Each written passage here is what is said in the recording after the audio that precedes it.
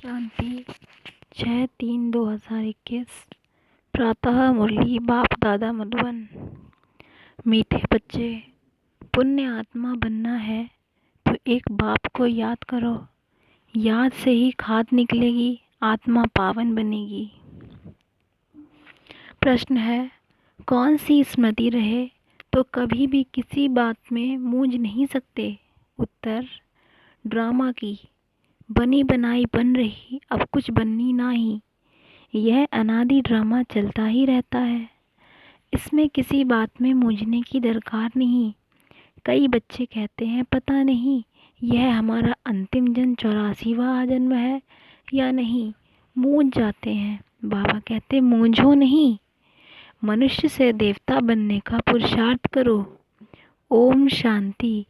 बच्चों को ओम शांति के अर्थ का तो पता है कि मैं आत्मा हूँ और मुझ आत्मा का स्वधर्म है शांत। मैं आत्मा शांत स्वरूप शांति धाम की रहने वाली हूँ। यह लेसन पक्का करते जाओ। यह कौन समझाते हैं? शिव बाबा। याद भी करना है शिव बाबा को। उनको अपना रथ नहीं है, इसलिए उनको बैल दे देते हैं। मंदिर में भी बैल रख दिया है। इसको कहा जाता है पूरा अज्ञान। बाप समझाते हैं बच्चों को अथवा रूहों को। यह है रूहों का बाप शिव। इनके नाम तो बहुत हैं, परंतु बहुत नाम से मूंझ पड़े हैं। वास्तव में इसका नाम है शिव। शिव जयंती भी भारत में मनाई जाती है।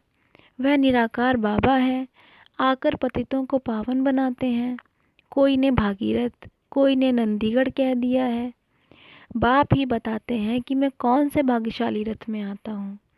मैं ब्रह्मा के तन में प्रवेश करता हूँ। ब्रह्मा द्वारा भारत को स्वर्ग बनाता हूँ। तुम सब भारतवासी जानते हो ना कि लक्ष्मी नारायण का राज्य था। तुम सब भारतवासी बच्चे आदि सनातन देवी देवता धर्म वाले थे, स्वर्गवासी थे।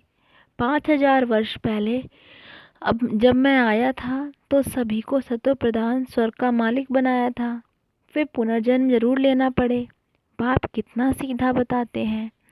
अब जयंती मनाते हो, इस 2021 में लिखेंगे 85वीं जयंती।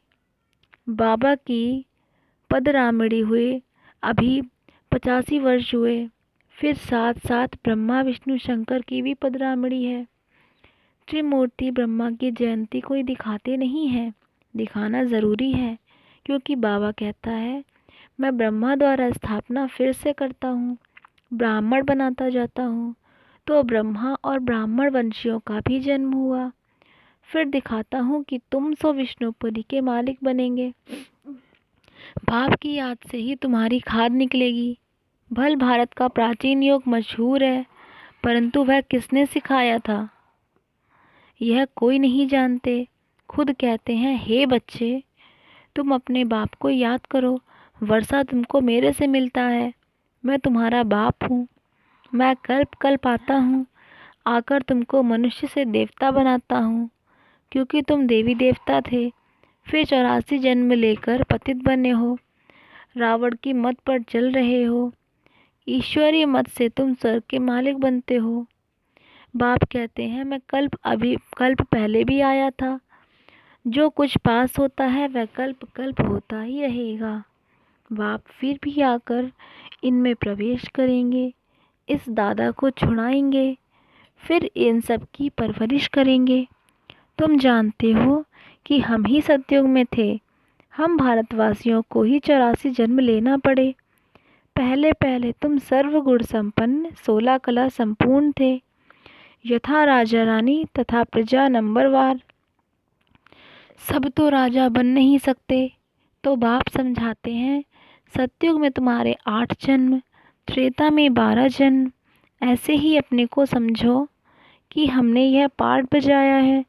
पहले सूर्यवंशी राजधानी में पाठ बजाया, फिर चंद्रवंशी में, फिर नीचे उतरते वाम मार्ग में आए। फिर हमने 63 जन्म लिए। भारतवासियों ने ही पूरे 84 जन्म लिए हैं। फिर कोई धर्म वाले इतने जन्म नहीं लेते हैं। गुरु नानक को 500 वर्ष हुए। हुए करीब उनके 12-14 जन्म होंगे। यह हिसाब निकाला जाता है। क्रिश्चियन ने 2000 जन्म में 60 पुनर्जन्म लिए होंगे। वृद्धि होती जाती है, पुनर्जन्म लेते जाते हैं।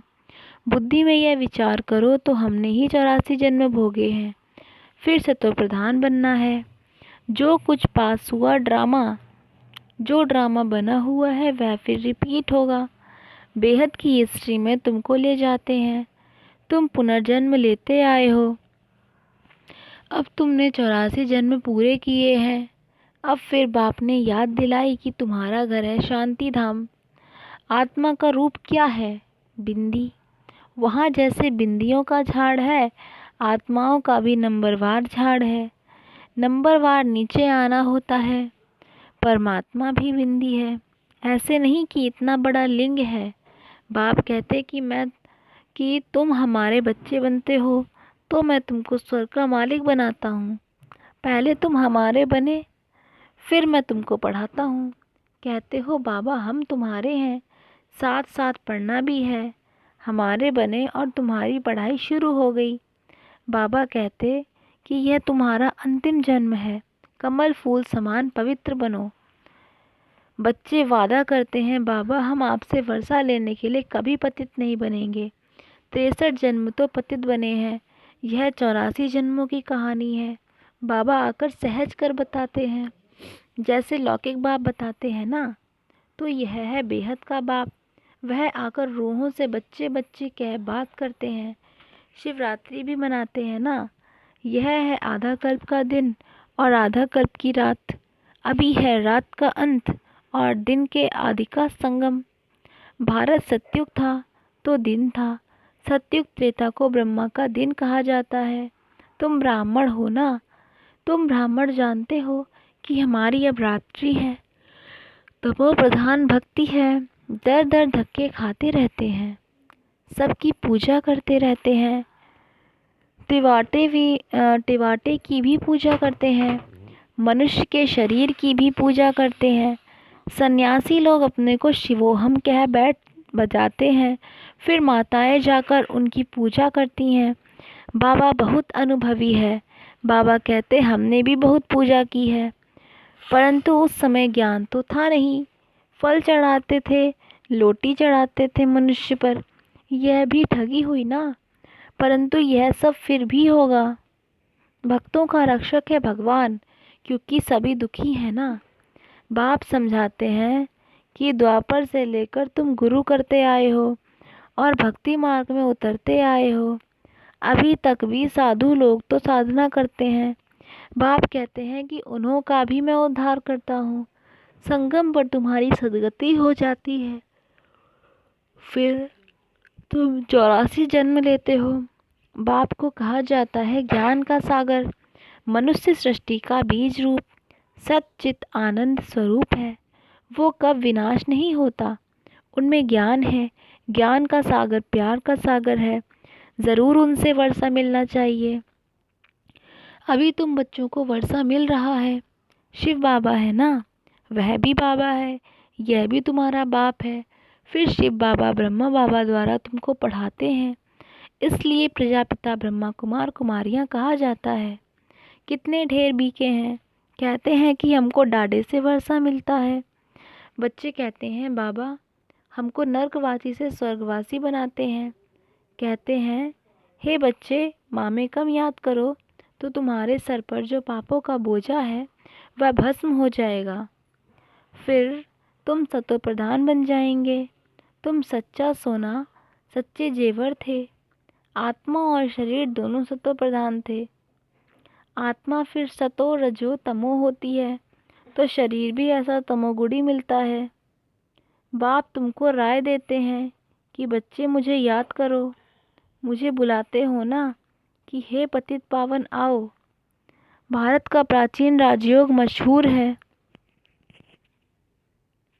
वह अब तुमको सिखला रहा हूँ कि मेरे साथ योग रखो तो इससे तुम्हारी खाद जल जाएगी।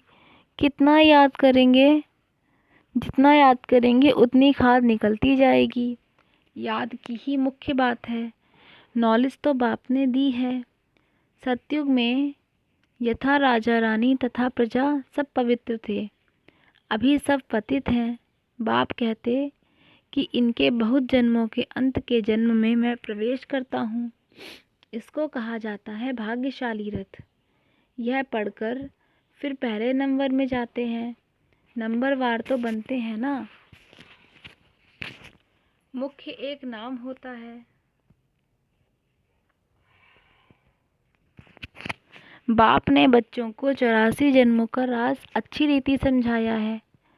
तुम आदि सनातन देवी देवता धर्म के हो, ना कि हिंदू धर्म के। तुम कर्म श्रेष्ठ धर्म श्रेष्ठ थे, फिर रावण के प्रवेश होने से धर्म कर्म भ्रष्ट हो गए हो। अपने को देवी देवता कहलाने में लज्जा आती है, इसलिए हिंदू नाम रख दिया है। वास्तव में आदि सनातन देवी देवता धर्म के थे। तुमने 84 जन्म लिए हैं, फिर पतित बन गए हो। 84 का चक्र भारतवासियों के लिए है। वापस जाना तो सबको है। पहले तुम जाएंगे, जैसे बारात जाती है ना। शिव बाबा को साजन भी कहा जाता है। तुम सजनियाँ इस समय छी तमो प्रधान हो। उनको गुलगुल बनाकर ले जाएंगे, आत्माओं को पावन बनाकर ले जाएंगे। इसको लिबरेटर गाइड कहा गया है। बेहद का बाप ले जाता है। उनका नाम क्या है? शिव बाबा। नाम शरीर पर पड़ता है, परंतु परमात्मा का शिव ही नाम है। ब्रह्मा विष्णु शंकर का तो सूक्ष्म शरीर है, शिव बाबा का तो कोई शरीर है नहीं। उनको शिव बाबा ही कहते हैं। बच्चे कहते हैं, हे माता पिता, हम आपके बालक बने हैं। दूसरे तो पुकारते रहते हैं क्योंकि उन्हों को पता नहीं है। अगर सबको पता पड़ जाए तो मालूम नहीं क्या हो जाए। दैवी झाड़ का अभी सैपलिंग लगता है। हीरे से कौड़ी बनने में 84 जन्म लगते हैं, फिर नए सिरे से शुरू होगा। वर्ल्ड की हिस्ट्री ज्योग्राफी रिपीट होगी। बाप समझाते हैं कि तुमने पूरे 84 जन्म लिए हैं। 84 लाख तो हो ना सके, यह बड़ी भूल है। 84 लाख जन्म समझने कारण कल्प की आयु लाखों वर्ष कह दी है। यह है बिल्कुल झूठ। भारत अब झूठ खंड है। सच खंड में तुम सदा सुखी थे। इस समय तुम 21 जन्मों का वर्षा लेते हो। सारा तुम्हारे पुरुषार्थ पर है। राजधानी में जो चाहो वह पद लो, इसमें जादू आदि की कोई बात नहीं है। हाँ, मनुष्य से देवता जरूर बनते हैं। यह तो अच्छा जादू है ना। तुम सेकंड में जान लेते हो कि हम बाबा के बच्चे बने हैं। कल्प कल्प बाबा हमको स्वर्ग का मालिक बनाते हैं। आधा कल भटकते आए हो, स्वर्गवासी तो कोई भी हुआ नहीं। बाप आकर तुम बच्चों को लायक बनाते हैं। बरोबर यहाँ महाभारत लड़ाई लगी थी और राजयोग सिखाया था। शिव बाबा कहते कि मैं ही आकर तुमको सिखाता हूँ, न कि क्राइस्ट। अभी तुम्हारा बहुत जन्मों के अंत का जन्म है, मूंझो नहीं। तुम भारतवासी हो। तुम्हारा धर्म बहुत सुख देने वाला है, और धर्म वाले तो बैकुंठ में आ नहीं सकते। यह भी ड्रामा अनादि चलता रहता है, कब बना यह कह नहीं सकते। इसकी नो एंड। वर्ल्ड की हिस्ट्री ज्योग्राफी रिपीट होती है। यह है संगम युग, छोटा युग। चोटी है ब्राह्मणों की।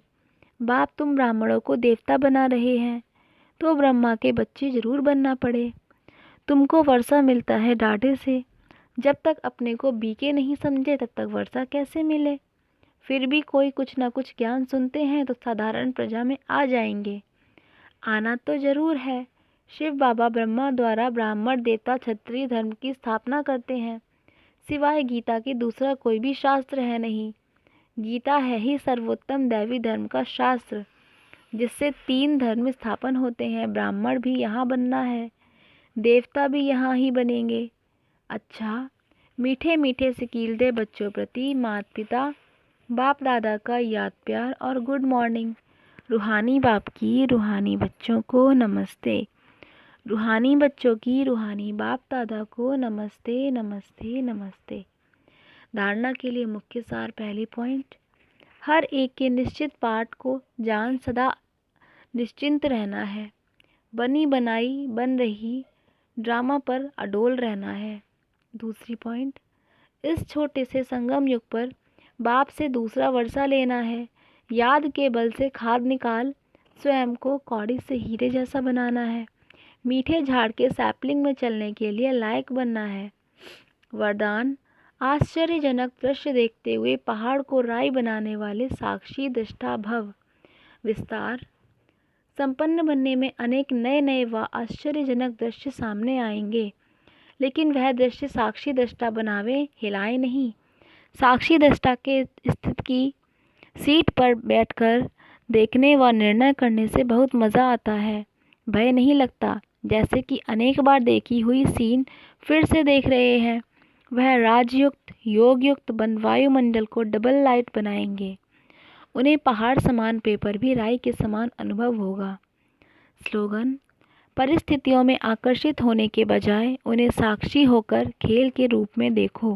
परिस्थितियों में आकर्षित होने के बजाय उन्हें साक्षी होकर खेल के रूप में देखो। अच्छा, ओम शांति। Thank you for watching my video. Please like, share and subscribe my channel.